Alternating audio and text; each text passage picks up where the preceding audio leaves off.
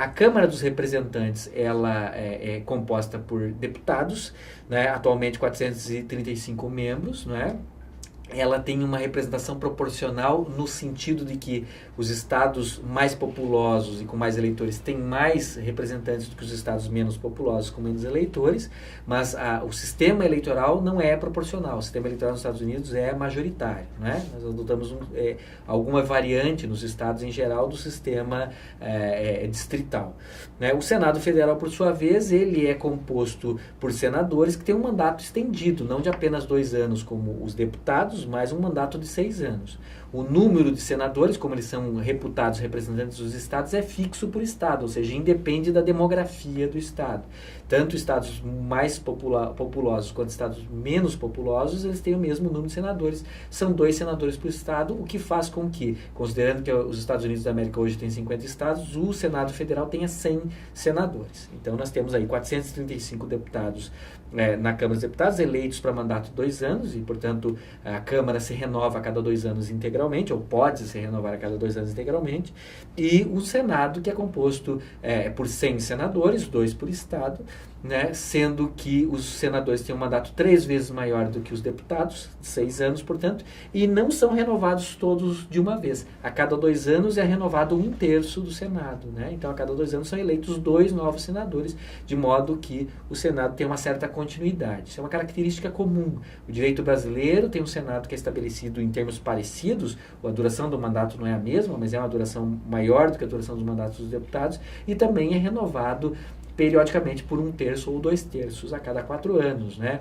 A lógica é a mesma, e nós veremos que outros sistemas constitucionais adotam o mesmo tipo de instituto. A ideia, ao que parece, é que essa renovação parcial apenas garanta uma certa continuidade dessa instituição, não permita mudanças bruscas. Isso tem a ver também com a função do bicameralismo. Teoricamente, o bicameralismo aqui funciona para dar vazão à representação dos estados no Congresso Nacional. Na prática, ao que parece, o bicameralismo ele estabelece um mecanismo de refreamento, de arrefecimento, de reflexão. A ideia é que a decisão, passando por 2 casas, principalmente quando uma das casas é mais exigente do que a outra, as decisões são mais ponderadas, evitam-se certas decisões mais radicais. A ideia é exatamente que um legislativo bicameral ele seja menos suscetível às paixões do momento. E por isso mesmo, o mandato dos senadores sendo um mandato mais prolongado, é um mandato em que eles estão menos suscetíveis à pressão das urnas do que os deputados, cujo mandato é mais curto. Essa parece ser uma explicação mais plausível para o sentido do bicameralismo e para o sentido da segunda casa aqui do Senado Federal. Mas nós já vimos que essas casas têm, em geral, em termos de poderes legislativos e de deliberação, poderes equiparados. Trata-se de um bicameralismo simétrico, não é? Basicamente se trata disso. Essas são as principais características do legislativo federal norte-americano. Dito isso, passamos para o Poder Executivo. O Poder Executivo, como já dito, é exercido por uma autoridade que é central no sistema presidencialista norte-americano, né, que é o Presidente da República. Visto o Poder Legislativo, nós passamos para o Poder Executivo, que, como já mencionado, é exercido no sistema constitucional norte-americano por uma autoridade que é central nesse sistema, no sistema presidencialista, que é o Presidente da República. Essa autoridade, diferentemente do que ocorre no sistema inglês, ela concentra funções de chefe de Estado e chefe de governo. O que significa? Ela tem tanto funções de representação política do Estado, quanto funções de decisão efetiva política das mais variadas esferas. Política externa, política interna, política econômica, defesa e segurança nacional, enfim.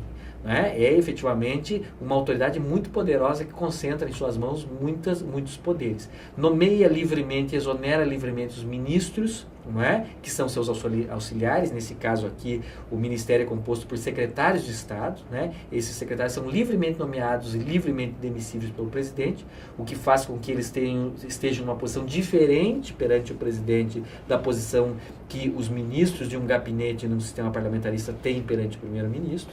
Então existe uma concentração maior de forças perante o presidente.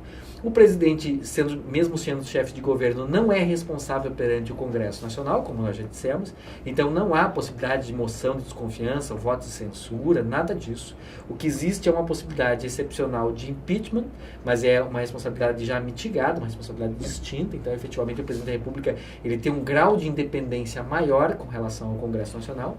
Né? Uma das críticas que se faz ao sistema presidencialista é que ele aumenta a estabilidade, mas a custo de promover a irresponsabilidade, no sentido que o presidente é irresponsável perante o Congresso e perante o eleitorado. Né? Então, há até mesmo quem compare o presidente a um monarca ou a um rei com prazo certo, porque é muito difícil remover um presidente do exercício das suas funções do sistema presidencialista. Ele tem uma independência bastante grande com relação ao poder legislativo. Né? Então, o presidente da República ele concentra funções, como já dito, de chefe de Estado, chefe de governo, chefe das Forças Armadas, chefe da Administração Pública Federal, tem uma série de prerrogativas, né? Exerce poder de veto sobre a legislação, né? E uma série de poderes. Né? É efetivamente uma autoridade muito poderosa que tem muitas competências. Né, nomeia muitos cargos também públicos na estrutura do Poder Federal, né, inclusive é ele quem indica e nomeia todos os juízes federais, não só os da Suprema Corte, mas todos os juízes da Justiça Federal são nomeados pelo presidente e aprovados pelo Senado Federal norte-americano.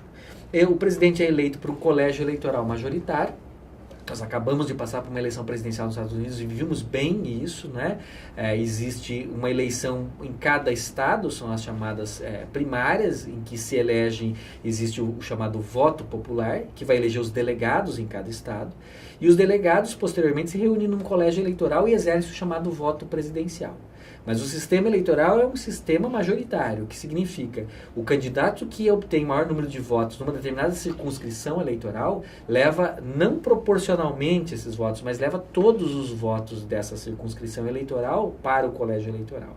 Né? É aquele sistema no qual quem ganha leva tudo. Ou seja, quem ganha no estado do Texas, por uma maioria ainda que apertada, ganha todos os delegados do Texas na convenção que vai escolher o presidente. É isso que permite o que acabou de acontecer, que um presidente tenha menos votos populares do que votos no colégio eleitoral. É um sistema peculiar, bastante criticado. Existe até mesmo uma emenda à Constituição norte-americana aprovada pelo Congresso Nacional norte-americano que acaba com o sistema de eleição indireta por colégio eleitoral, mas essa emenda ainda não foi ratificada pelos estados. Nós vamos ver que ela precisa ser ratificada pelos estados para poder entrar em vigor. Então, por enquanto, ainda o que vigora é o sistema de eleição por colégio eleitoral baseado no princípio majoritário. Né? Nós temos basicamente esse sistema de eleição. Primeiro um voto popular para compor o colégio eleitoral e depois um voto presidencial que é dado pelos delegados no colégio eleitoral que define o presidente eleito.